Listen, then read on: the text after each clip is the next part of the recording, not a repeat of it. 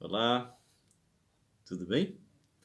Eu sou o pastor Raul Nogueira e mais uma vez estamos aqui no canal que foca vidas, que tem como alvo, como objetivo, ajudar você a conhecer mais a palavra de Deus e o Deus da palavra.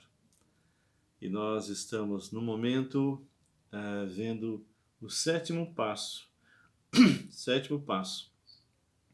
de como realmente você conhecer mais de perto a palavra de Deus, como realmente você vai se aprofundar e retirar coisas maravilhosas daqui, porque a palavra do Senhor é um tesouro, e aplicar na sua própria vida.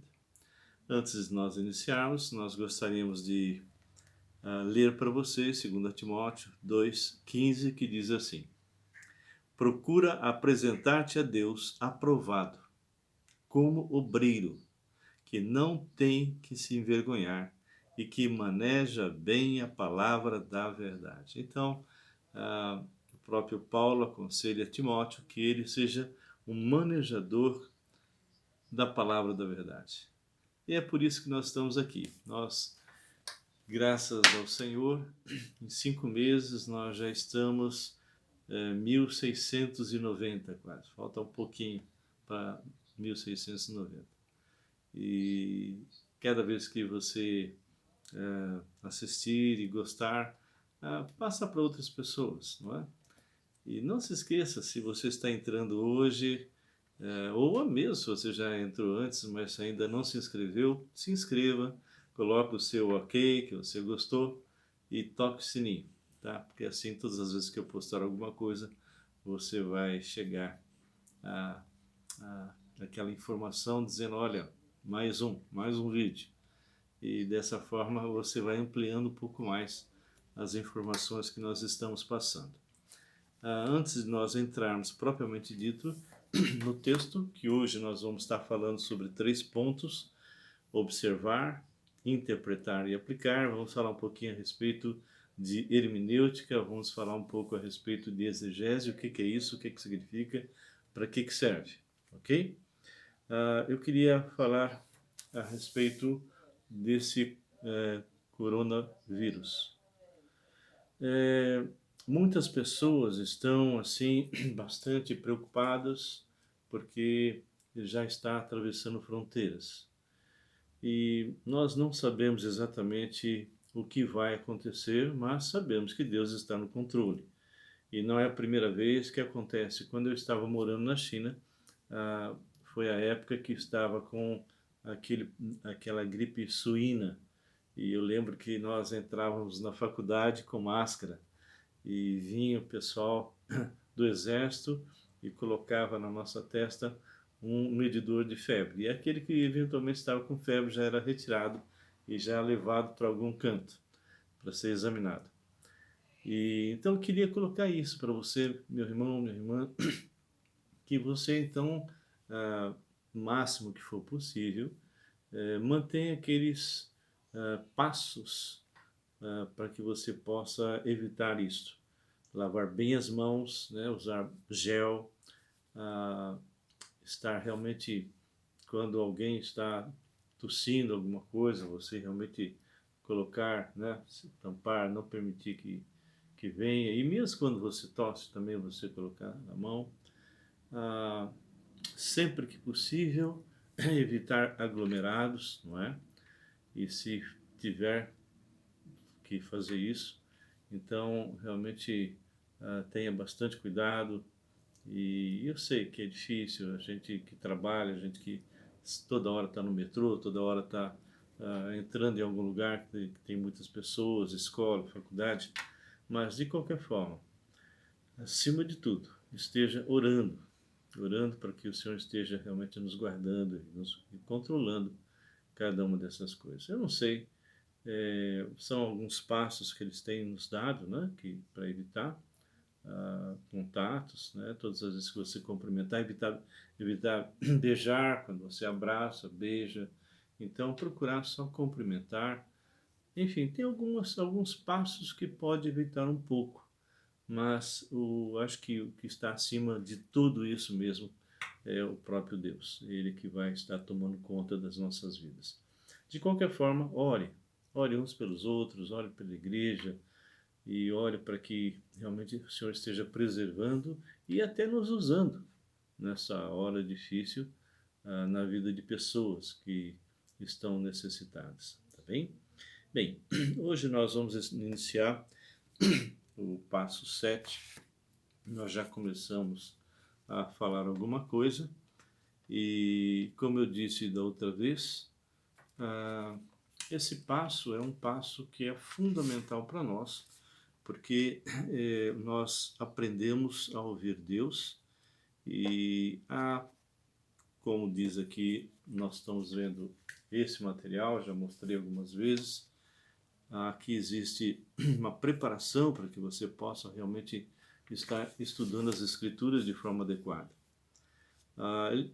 O texto aqui diz assim, na página 44, além da Bíblia, você precisará de uma caneta ou lápis, alguma coisa que eu possa escrever, pode ser até o próprio computador, papel ou o computador, eu uso o computador, em um lugar sossegado, ok?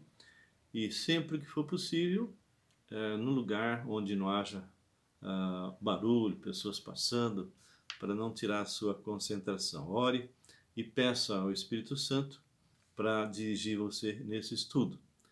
E esse estudo normalmente ele vai envolver 3 passos, como nós já comentamos: observação, interpretação e aplicação.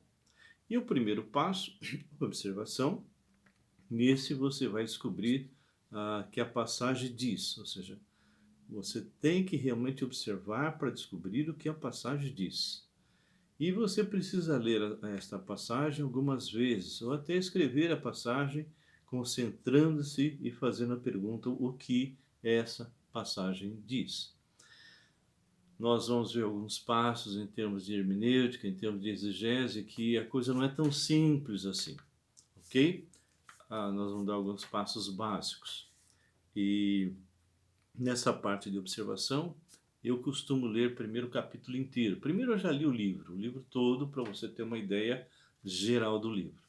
E depois, então, você começa a ler realmente a palavra do Senhor, versículo a versículo.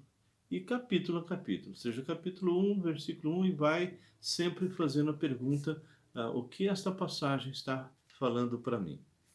Isso é a observação. O segundo passo é a interpretação, ou seja, o segundo passo envolve a pergunta: o que essa passagem significa? Qual é o significado dessa passagem?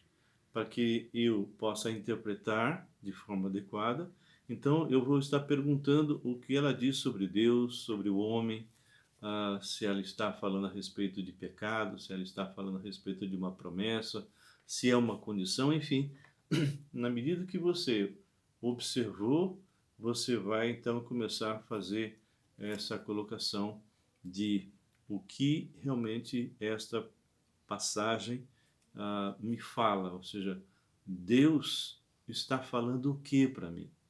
Que tipo de texto que eu estou lendo e que vai alterar alguma coisa na minha vida?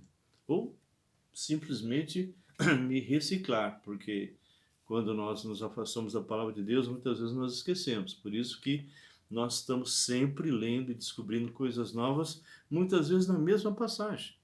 E isso já aconteceu comigo por diversas vezes. Há livros, por exemplo, uma hora eu posso mostrar para vocês, em 2 Pedro, nós vamos estar trabalhando nisso um dia. 2 Pedro, capítulo 1, eu já estava no versículo 12. Já tinha passado do 1 ao 11. E quando eu chego no 12, eu começo a ler e começo a perceber que Pedro está de repente dizendo: ainda que eu morra, eu quero que você se lembre dessas coisas que eu escrevi. E eu falei: ué, o que eu li e não percebi? O que Pedro falou de tão importante que ele está dizendo, mesmo que ele morra, ele quer que aquele que estavam lendo aquela carta não se esquecesse de algumas coisas que deviam ser realmente muito importantes e que eu não tinha visto, nem tinha percebido. Aí voltei novamente para o capítulo 1, versículo 1 e fui lendo, e realmente abriu assim o véu e eu pude entender tantas coisas maravilhosas. E eu vou estar trabalhando com isso um pouco. Então, e a última parte seria a aplicação. Na aplicação, você faz a pergunta: como essa passagem se aplica à minha vida? E aí você vai responder perguntas tipo, como nós mencionamos mesmo na interpretação, mas aqui você vai fazer em termos práticos. Há algum mandamento para eu obedecer? Ou seja, na interpretação você descobriu que tinha um mandamento. E agora, esse mandamento, como eu faço para aplicar na minha vida? Tem muitas pessoas que têm uma dificuldade de transpor daquilo que ele está lendo para o seu dia a dia, algo prático. E isso realmente você precisa descobrir. Alguma promessa para reivindicar? Ou seja, eu estou na interpretação, eu tinha observado, interpretei, descobri que havia uma promessa de Deus. E como eu aplico essa promessa para a minha vida?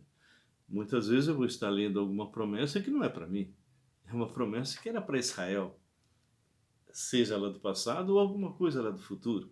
Então nós temos que ter cuidado mesmo e entender para quem que ele está escrevendo, por que que está escrevendo, qual era o contexto histórico, uma série de coisas que faz parte da parte de exegese e hermenêutica.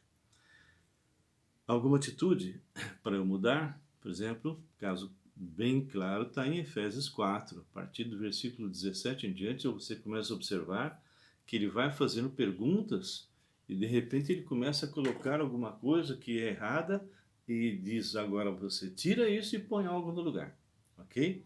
Então isso faz parte desse treinamento que nós vamos entrar um pouco mais em detalhes depois. E algum exemplo a ser seguido. Depois nós temos aqui nesse pequeno material, ele dá um exemplo de 1 Pedro 5,7, mas antes disso eu quero falar um pouquinho a respeito de exegese hermenêutica, que nós vamos estar usando, vamos estar verificando isso no vídeo seguinte. Nós vamos interromper agora e vamos colocar no vídeo seguinte. E eu quero que você preste bastante atenção, porque isso será muito importante, ok? Até já!